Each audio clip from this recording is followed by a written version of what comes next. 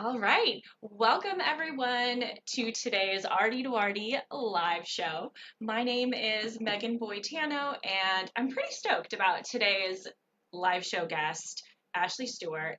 We are tackling a topic that I'm going to be the first to admit I'm a little bit ignorant about.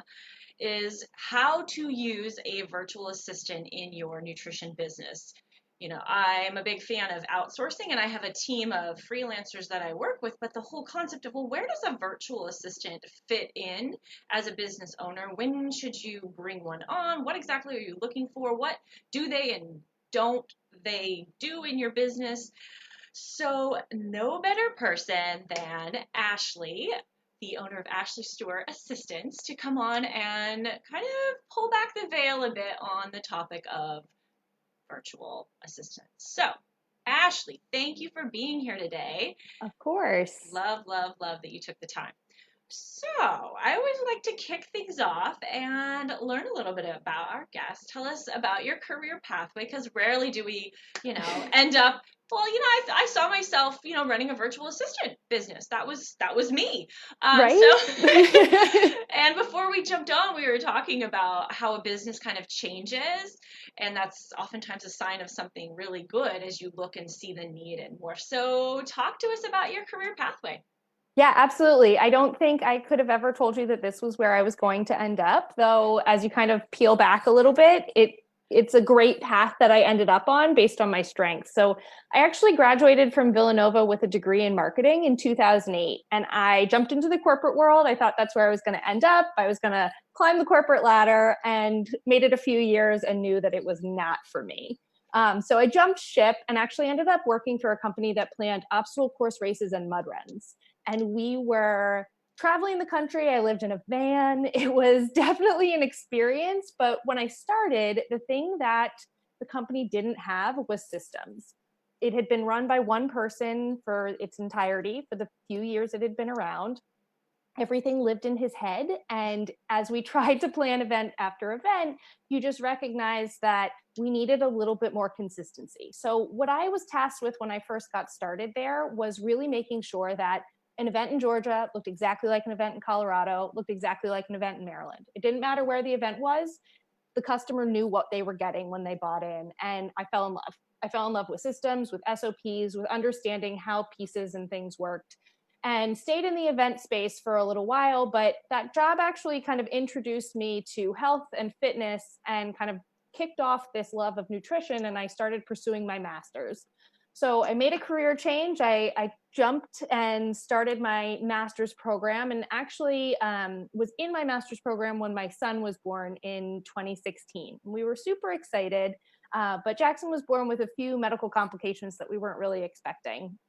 So, like any, I think, good business owner, you kind of start to pivot. You think about different things, and the option to see clients face to face maybe wasn't going to be something that was for me after I graduated. So, I started thinking back to things that I had done in the past and ways that I had worked with people, and was noticing in my program that everyone I was learning with were these phenomenal clinicians, and they were wonderful at what they were doing. But the business side of things was a little tough. It was a little challenging, and they were having problems with the exact same thing that my past boss had had problems with, and that was creating this consistency and knowing that their clients were going to get the exact same, program or client experience every time that they came into the office. So in 2018, I launched Ashley Stewart Assistants as a general VA at the time, and we'll talk a little bit more about kind of what that means later. But what I was doing was what you may think of as a virtual assistant: administrative tasks, working one-on-one with clients to kind of take those pieces of their business off that they didn't really want to or have time to focus on during the day. And as I was doing that, I was helping them implement systems that really kind of streamlined processes and made their lives a little bit more easy and simple. So as that went through, I've slowly but surely, like we said, grown a little bit and transitioned a bit. And my job now really focuses on setting up systems for private practice dietitians and nutrition professionals so that their business can work for them, that they don't have to feel like they're inundated with the day-to-day tasks that aren't the reason that they got into seeing clients. You didn't get into nutrition to bill clients all day. Nobody sat down one day and said that that's what they Yes. wanted to do. They said they wanted to help people. And what I love doing and what I'm hopeful that I'm doing for my clients is giving them that time back that they can really help their clients and work in the areas that they love and the reason that they started this, and take some of those day-to-day processes off. So, and I think you said some really interesting things here about, you have it when you're a one-person show, it often all lives in your head. oh yeah, And if you have the virtual assistant, right, they may be more of a task focused. The real challenge, and I think we were talking about the systems, is really taking this stuff that lives in your head and digesting it into, system standard operating procedures, absolutely. a way that then can happen in a repeatable, high quality, more efficient way. So Absolutely. that's what I'm really looking forward to, kind of dissecting out, because I think there's a difference there, right? Of delegation. You can't delegate something that you haven't built a process for yet. Oh, I'm so excited when people say that. It's so Yeah, true. I'm a process thinker. I used to manage a diet office and a tray line, everything from how do you set up the beverage station, what goes on what sheet pan, to the checking, to the things. So much of even our background, a lot of us as dietitians, we do have a lot of process and thinking, but sometimes we've built our business around our one person operation, and it might not be as efficient as it could be. So, what does a VA actually do and what Yeah. don't they do? And kind of some misconceptions there. Let's just start out with a big bucket. We can get more specific. Absolutely. So I think the thing that I've seen in the last 2 years as being a VA is that slowly but surely I've seen that VAs can really do anything. And just like within the nutrition space as RDs, you find yourself niching down into different categories and different types of people that you're working with in different areas. And I found that VAs are truly doing similar things. Some work with social media, some like me work with systems, some may truly specialize in general administrative tasks, and they're wonderful at what they do. So I think that VAs can really do anything. And the biggest misconception that I've seen is that they only do admin tasks. So if you are someone that doesn't feel like you have a lot of billing or daily administrative tasks, you might not feel like a VA is for you. But I would encourage people to think a little bit outside of the box and not strictly into those administrative pieces from a truly admin standpoint, but also to those pieces that eat into your time and eat into kind of your brain power. Because if you can create a process around them, like we were just talking about, you can train someone else a lot of times to do them as an extension of you. And that virtual assistant is really a great person to be that extension. Those things that you do kind of over and over again, Yeah, that you could build a workflow for. exactly. And you mentioned the word workflows and systems. Can you give maybe while we're here, an example of a system, right? For what? Yeah. Yeah, absolutely. So I think that there are different kinds of systems. When I talk about systems, I kind of talk about them as this like overarching broad picture. But when it comes down to it, I think you have kind of two pathways that you go down with systems. One being a true tech item. So whether it be a practice management system like Practice Better, or you're working with a task management system like Asana or ClickUp, and you really utilizing that pre-built out system and kind of functioning in a way that works for you. The other ways to think about systems is really in this kind of systems and processes lane. And that to me is where our SOPs, our standard operating procedures, fall in. And it's really where the process for those things that you're doing over and over again lives. And that might involve some of those tech systems that you've seen before, but really what it is more is almost like a recipe, right? It's almost like a recipe and a step-by-step procedure for exactly what you're trying to accomplish. And it gets you from point A to point B, and can either be managed by you or ideally at some point outsourced and passed off to someone else. Very, very good. So you mentioned this passed off outsourcing topic, and I don't want to like label it as a buzzword, but I think it gets thrown around a lot because there's many different ways to outsource in your business, right? To get more specific on this element of outsourcing to a VA versus you said what they can do. So a good example for myself is I, have people, freelancers that will do writing, that do some communications and promotions, writing copy that's just not in my zone of genius. I have a web developer. So these are things that I do that are outsourcing, but they're not a virtual assistant. So I kind of want to talk about this term outsourcing and where people maybe are thinking right or wrong. Right, absolutely. And I think, at its very base level, outsourcing is just having someone else do something that you're regularly doing. So it's taking a job that you do and either hiring someone to come into your business and work with you, or literally sending it out and having it done and then sent back to you. When it comes to a virtual assistant, I think that what tends to maybe get lost in translation sometimes is this understanding of what can be outsourced and how it can be outsourced. So with our general admin tasks, or maybe something that we feel falls a little bit more under a virtual assistant, it can feel a little strange sometimes outsourcing those pieces, because you kind of run into this kind of duality of you're bringing someone in to work with you and kind of sending things off at the same time. So it might feel a little funky, but what I would say is that at its very base level, I like to just think of outsourcing, like I said, as a way that people can take things off your plate and really help you said the word exactly, get back to your zone of genius and the things that you really should be doing with your brain power and your time. And for a virtual assistant, I think there's kind of two ways to manage that.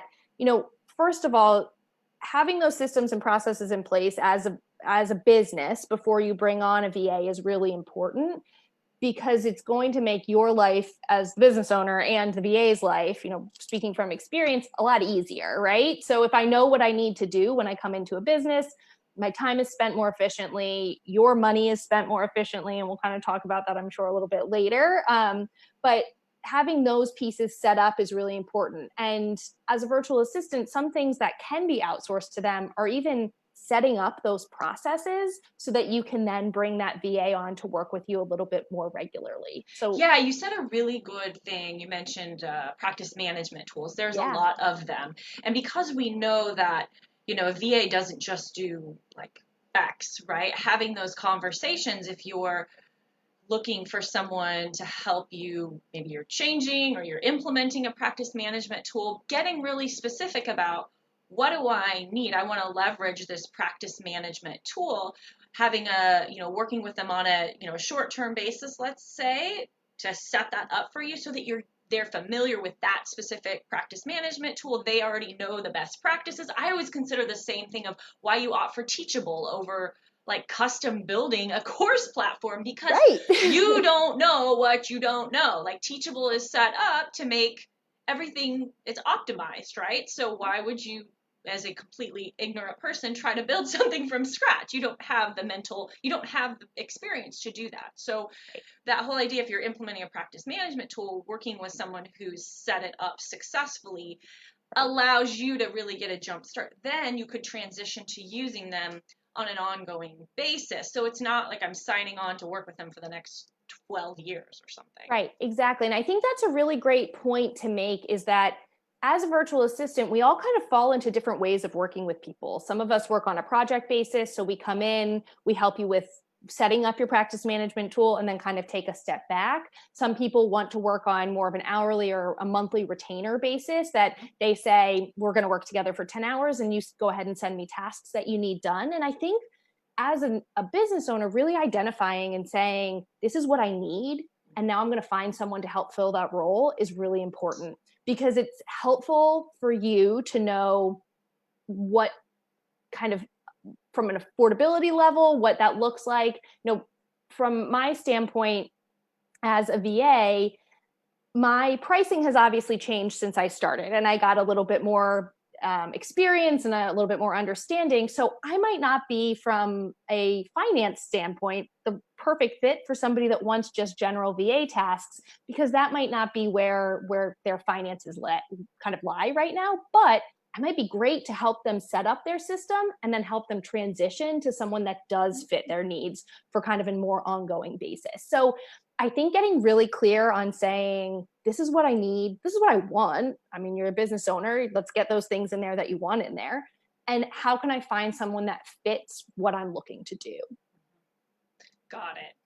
That's a really excellent point. Like, for example, looking to set up in my own personal business using Xero. It's like an accounting software program that getting that set up so that, that's complicated, right? Yeah. But it might not be something, could I manage it on my own, or could I shift it to a different kind of service, like VA service later on, but I need the system, right? Those are really good points. Exactly. Love that. I love the way that you explained that. And I think it transitions nicely into, what do you need to have? So you mentioned knowing what you want to get out of your business. I feel like people get stuck because it's a big decision when you're a business owner. It's having a management background, where I was working for a company, and I had access to a administrative assistant, and I had a team of dietitians. It's very different to decide with my department's budget that I'm going to put a dietitian on special projects, because it's not my own. I'm not saying it's not my own money, but when it's my business, it's my own money, Ashley.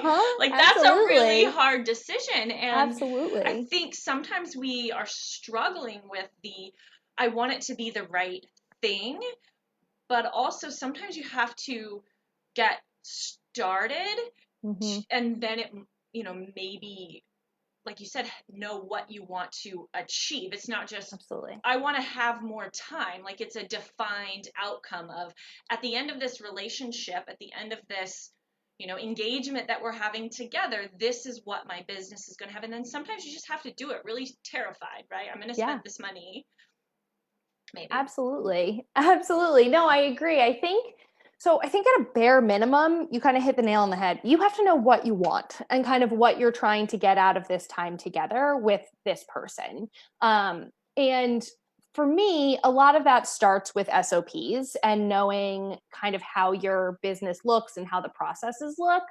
But that doesn't mean that if you don't have those things in place, you can't bring someone on. It just might mean that you need to bring someone on to help you get those things set up first. But again, I think that from step one, you need to sit down and say, these are really the goals that I want accomplished from working with this person. And this is how I would know that I got out of this what I wanted. And for me, that's honestly just writing it down. I think that sometimes as a systems person, I get so into my own head that everything needs to have like a tech piece to it. But a lot of times, a piece of paper and a pen and saying, this is the goal, this is what I want done, and how can someone kind of help me get there is really important. So step one is really knowing what you want to get out of that process. Step two, to me, if you look at step one, and let's say your goal is, I want someone to come in and manage all of my billing because it takes me hours every day. Okay, well, now step two becomes, what do you have in place that can help that person in that role? Or what do you need to put in place to make this a little bit easier? And the reason I say that is because what I've seen happen in my own business is that I worked with a lot of people who were absolutely wonderful and had these great goals that they wanted me to come in and help with different aspects of their business and help with these kind of long-term goals of saving time, saving money. But the step two wasn't there. We were kind of trying to go from step one to step 10 without getting into the middle. And the middle was what was going to take a little bit of time. And that was setting up SOPs, creating solid communication between the two of us in a way that worked out really well, creating these systems so that they felt confident that I was managing things in the way that they wanted. And so I think that once you know what you want, really saying, do I have all the pieces in place to make that happen, and to put someone in the best position to be able to make that happen is important. And if you don't, that's fine. That doesn't mean that you scrap getting a VA or you spend the next 2 weeks trying to put these things together. It just might mean that your first person to hire, that first outsource, is someone to help you get those pieces in place before you then move on to the virtual assistant side of things. I think you made a good point. Like, let's we take the example of billing or, answering potential client email inquiries. Right. If you're the kind of person who already has, a process a very well outlined process written down or not, like I call them here, it goes onto this spreadsheet there, and then I follow up after 2 days there, and then they go on here, like you have it. Or if maybe it's a little bit messier or less well defined, yes. That you might have a different need, and you might be asking different questions when you're interviewing or Absolutely. You getting a reference from somebody. I always love that. Can anybody recommend a so-and-so? Well, that might not be enough to help you. Right. Like you have to know where what you're missing, right? What those missing pieces are, kind of that. Do you already have step 2, the process nailed? And you're really just looking for someone, to do the legwork, or do you need the process too? So those are really good points. Absolutely. Absolutely. I think that honestly is where I've seen VA and business owner relationships break down the most. And that's through expectations, maybe just not being clear on either side, or those tools not being in place for both parties to feel like they can do their best work. And if you can set yourself up for success from the get-go, I feel like that's key. That's number 1 right there. Mm-hmm. And also, I think you made a point of, someone who's going to be maybe building out systems. A system inherently has quite a bit of value, right? Right. And understanding that that's an investment, right? And I would, say, Ashley, pricing wise, sometimes we're not always looking at, in my experience, I've made some really good decisions and some less good decisions. I've yes. learned a few times that, when you sometimes paying a little extra for someone who has the skill set, you get a lot more down the line. So I've learned that myself. It doesn't always translate, right. But if they, in my own experience, it's always like not just the lowest cost person, right. For sure. Right. At least in my own experience. Yes. So can you talk about these standard operating procedures? Maybe walk us through an example. I won't make you screen share, but kind of what does that even look like? If I don't, maybe you already have one, but it's just not formalized. Just kind of dive into this topic here. Absolutely. And I think, people hear SOPs, and if you're unfamiliar with what SOP means, it's standard operating procedures. And basically, like I mentioned before, what an SOP is to me is a recipe. It gets you from point A to point B, and it makes sure that every piece of the process is done so that once you get there, the outcome that you wanted is exactly the same as what you've wanted in the past. SOPs to me don't have a gray area. There's no, well, maybe we do this, or you might do this if. It is very structured and it's very specific. So I think that there are a few main parts to an SOP. The first one being kind of the objective. If you're going to write these out, I would say make sure you have a piece on there that is the objective. And to me, that allows you to explain a little bit more within that gray area of what's going on. So this standard operating procedure is for anytime a client wants to be onboarded, and that onboarding gets us here. Use that space to explain in your own words what your goal is for that SOP, so that when you share it with somebody, they can easily kind of come up with, okay, well, here's where I'm starting, here's where I'm supposed to end. Or it's a visit reminder, or whatever it is. Exactly. Whatever that goal is, use that objective as a space to really explain it. The second part to me, if I, had 3 main parts that had to be in every SOP, the second piece to me is a video walkthrough. I think videos of SOPs are really important because not only does it give a really clear step-by-step process of exactly how it's supposed to look, so many of us are visual learners. So you might read through an SOP and get a little bit lost, or you might pass it off to a VA and maybe you word things slightly differently than they do. But having that video is almost like a redundant system. It's a backup so they can know exactly what you wanted and make sure that their process looks exactly like yours. Last but not least is step-by-step instructions. And I once had a client say that an SOP to her is like teaching someone how to make a peanut butter and jelly sandwich blindfolded. And I loved that explanation because that's exactly what it is. That step by step should include every single step. And as you're writing it, it might seem really silly to say things like navigate back to practice better or click on the X, because you might think that someone just automatically knows those things. But those step by step instructions need to be so clear and so concise that you could, my wording is always, you could get hit by a bus and hand it off to someone else, and they would be able to run your business exactly how you run it day to day. For me, SOPs are something that you can create. Now, I think they should always be digital, but there's something that you can create in Google Drive. You can create them like I do in your task management system so they can be easily assigned to other people. But they are something that I think always needs to be in a format that you can quickly and easily share them with someone, so that if you did decide to bring on a VA or you did decide to bring on someone even that's just outsourcing for you, you can pass them on without having to take that step back and recreate the wheel or type them in somewhere or get them ready in order to pass them off. Are you talking about tools like, I like Trello or Trello's Asana? Awesome. Yep, absolutely. Absolutely. I use a program called ClickUp. It's kind of like a mash between the two, but Trello and Asana are great. I know a lot of people use a program called Notion. Really anything that you find works for you in order to organize all of your short-term, long-term tasks, all of your big projects.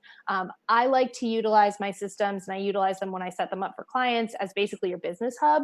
And that's why I like to put my SOPs in there, because everything then is in one space together. And if I needed to, like I said, I could share all of that with somebody and they could really run my business for me if I ever needed to take a step back. Mm-hmm. I can see, I like that term you used of the business hub, of taking it probably feels excruciating, I think, for some people to but it's all in my head, and it's very painful to pull that out, but it's also enlightening about maybe where time is being wasted. And as a former healthcare manager, I did that for everybody who had a job that worked for me. Like, what do you do from this time to this time? And even outlining every little process, because then you can say, if we eliminate X, this amount of time gets, eliminated. Or if I invest in X, I can actually see across numerous positions. Yes.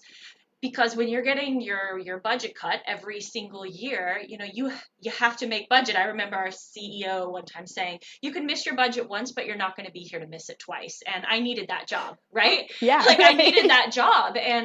But having that same feeling about your business, like you are the CEO talking to yourself, like you don't have another option, right? You need to save time or money in your business or be more efficient, right? And that is in effect what you're saying of creating a business hub, setting up systems. And that means taking what you have in your head and writing it into an operating procedure that is that level of detail. So then you can look at it and it can be painful and going, oh, I don't that's not a good process, right. But that's part of efficiency is going through that experience. Absolutely. And I always encourage people too, when I start working with them, pick a day out of your week, whatever day it is, and time yourself on everything that you do. If it's checking emails, if it's being on the phone, if it's looking at Facebook and Instagram, like any of those things, time yourself and write it down. Take the day and really make those notes. And at the end of the day, look at where your time's going. Look at those things that you actually have to do. You need to be in front of clients. Your voice has to be on a podcast. Those are your needs. They have to be there.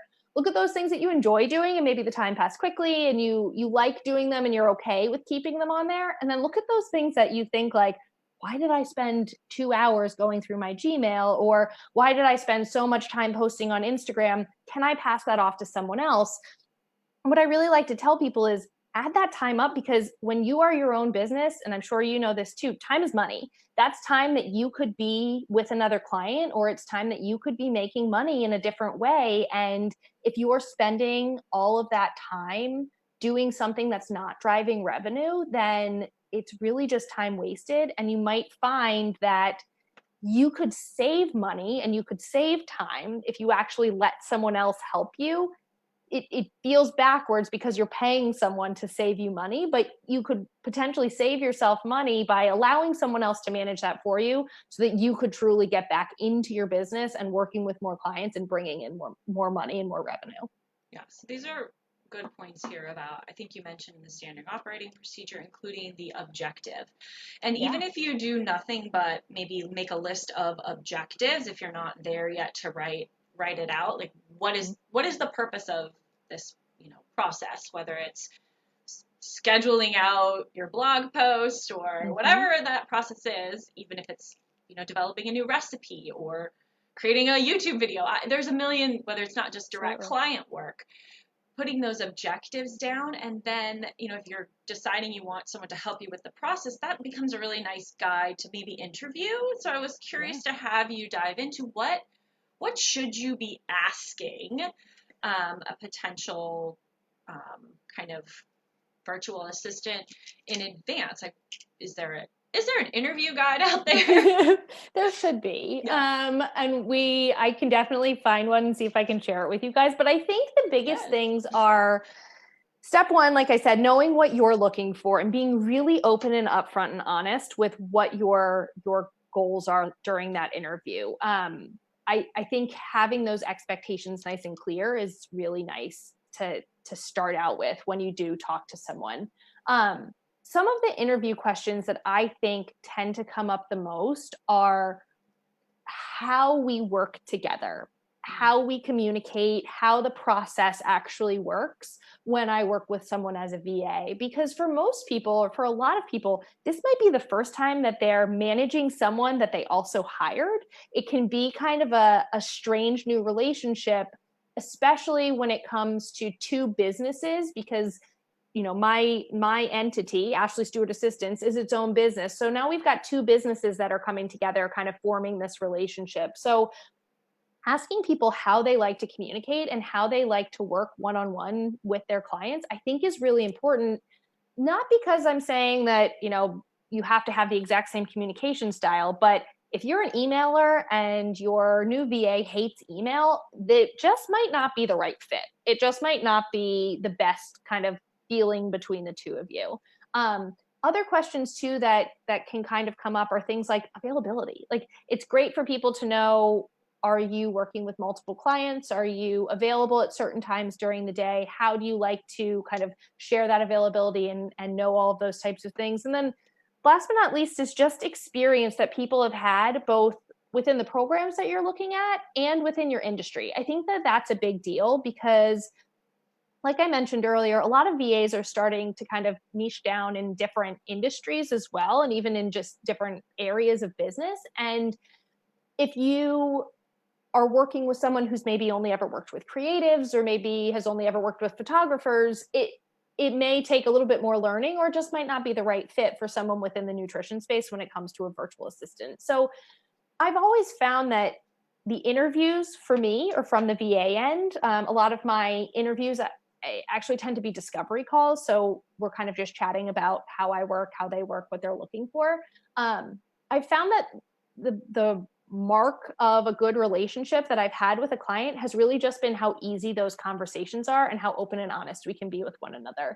And if that's there, I a lot of times kind of encourage people to maybe take a chance on somebody if it's somebody that they're not 100% sure, or if it's that first VA hire, maybe take a chance on someone for a month and see if it works, or take a chance on someone for a project and see how it works. I think that's also a good kind of point too, is when it comes to a virtual assistant or when it comes to hiring someone on for really anything, if you're a little leery or you're a little unsure of bringing on that person, it's totally fine to say, I'd like to work together with you for this specific project and see how we work together. And if it's great, then let's move forward and do something else.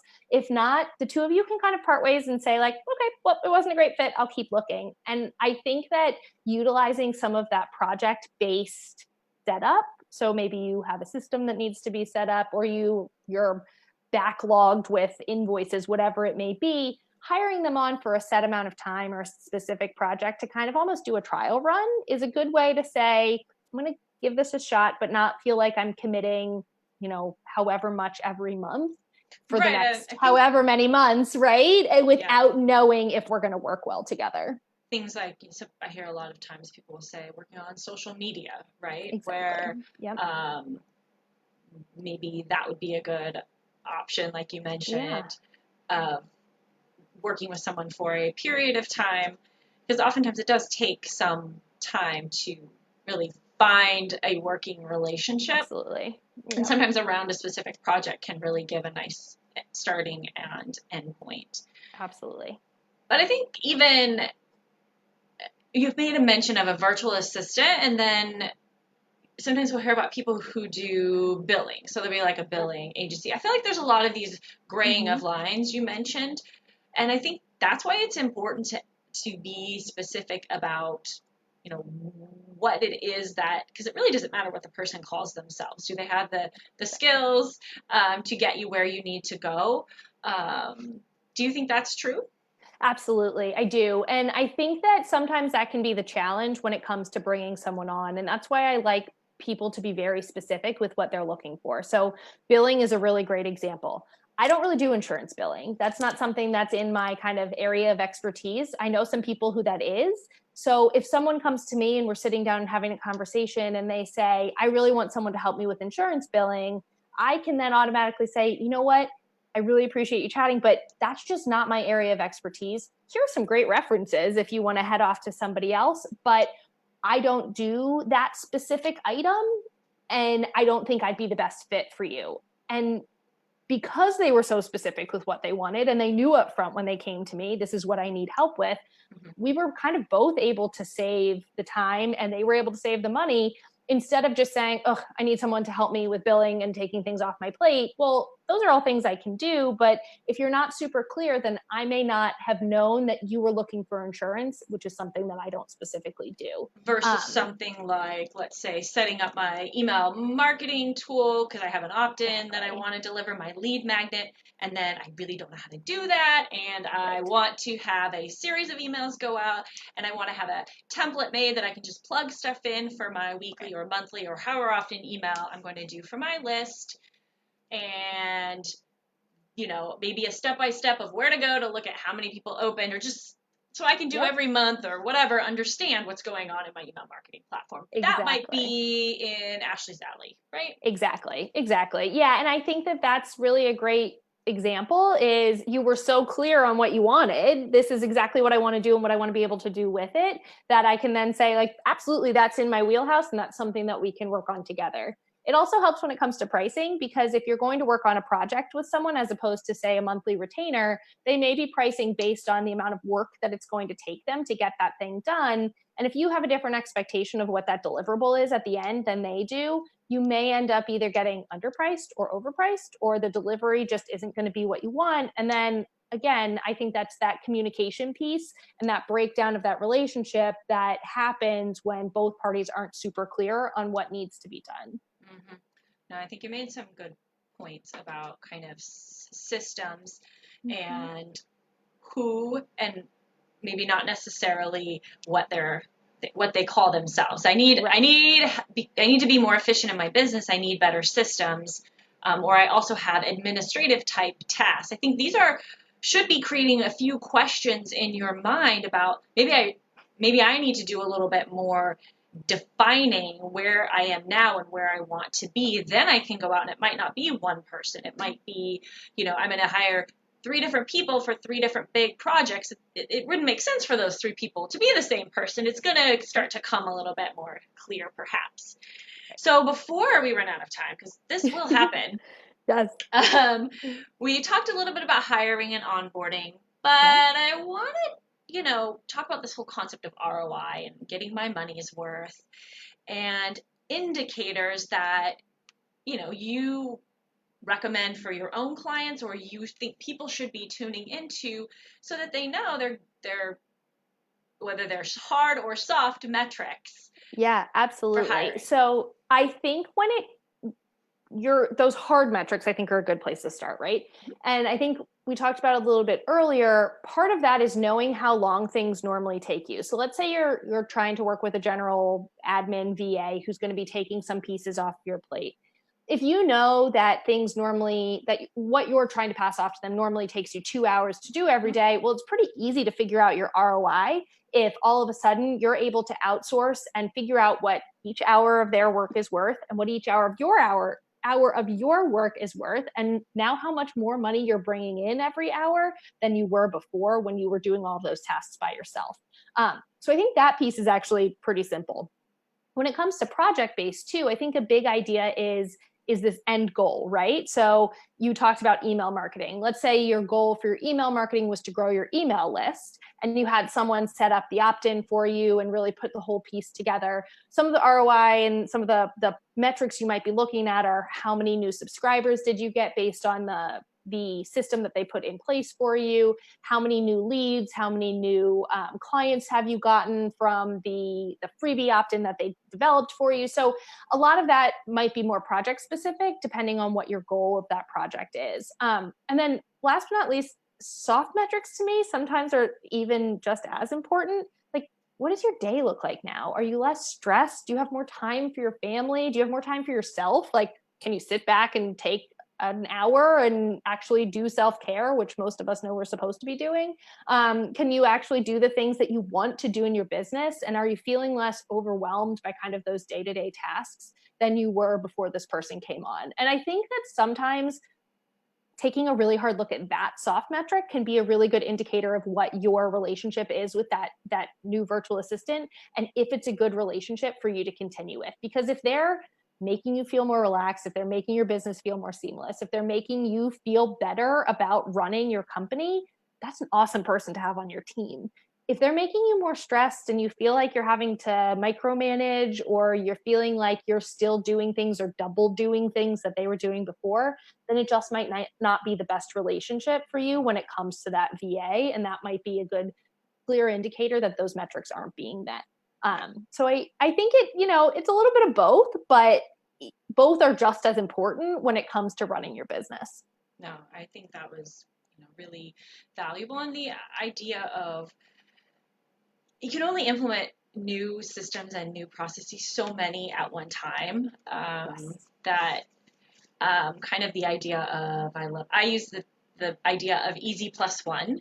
So implementing something new and then letting it become like it becomes easy because it's been a process that's vetted and it's not a lot of mentally taxing, whether you're doing it or you've outsourced that. Then you add one more thing, right? So easy plus one, and you can continue to move forward and grow. But if you try to go, what's normal plus 5, you're just stressed and you're anxious. So Absolutely. I find I get a lot further in my business when I go easy plus 1 all of the time because I don't get overwhelmed. I love that. So that's my own personal mantra. Let's keep this, and I get gung-ho. I'm like, I'm going to do X, and I'm going to do Y, and I'm going to do Z, and I'm going to take on hiring this blogger, and we're going to implement the referral program. We're going to do this. And I'm like, no, you're not. Nope. You could, but you probably, and I see these people who take on so much and they're constantly maybe pivoting from one thing to another, or, they don't like it. And I think being careful about how much we take on, and a VA can help, but being realistic, it doesn't necessarily mean you have to take on Mount Everest just because you're bringing in a virtual assistant. It's okay to just do easy plus 1, even if you're bringing somebody in, right? It doesn't have to be like, I'm going to go big. Like, I'm just going big on this, right? Right. I think that's a great point. You don't have to be completely burnt out in your business in order to bring on a VA. No. Bring on someone before that. Don't get burnt out. Let someone help you take those things off your plate and kind of have that cushion a little bit, so that if you do want to take on that plus 1, you don't feel like, oh my God, I have to do everything. Now I know that someone's helping me manage the back end and the back pieces, and I can feel like I can maybe dip my toe a little bit further than I had before, knowing that support is there. Yes. So I would love for people to find out how they can connect with you and find out more about the services that you offer, any, resources that maybe you have on your website, or tips and tools. Absolutely. So my website is ashleystewartassistants.com. So it's ASSISTANTS. That's a tough one. Yeah, right. But on there, I do have a free guide to setting up your SOPs. So I break it down into 3 really simple, easy steps. You can hop right on there and grab it. And hopefully the the tools and kind of the breakdown that I have on there with some of the additional systems will be nice and easy so everybody can get there set up and feel a little bit more comfortable. I do offer system setups, and that's really the main way that I work with clients right now, is helping them get their project management and their task management system set up so they can feel confident outsourcing and bringing on a virtual assistant. So I'm more than happy to always chat with people about that. Or if they just have questions, I'm on Instagram too. Same thing, at Ashley Stewart Assistants. Shoot me a message. I'm like always down to geek out about systems. So if you have a question, I'm more than happy to answer them. Yay. I Yeah. think people should definitely go get your guide to setting up SOPs. I'll be sure to link to it in the comments. Awesome. Thank you. But I really appreciate that you were here today. I know for me, some little revelations of what I thought a virtual assistant did was a lot more of these administrative tasks, and the idea that, I've been, if I'm hiring different freelancers, the idea of there may be the opportunity for someone to work on administrative things between those two, but there's kind of this hybrid, right, where it's a bit of a gray area, and not necessarily thinking about what they're called, but what is the outcome that I need, and writing the objective when I'm there, then working with that very Absolutely. concrete objective, for me, kind of makes everything else fall away and go, okay,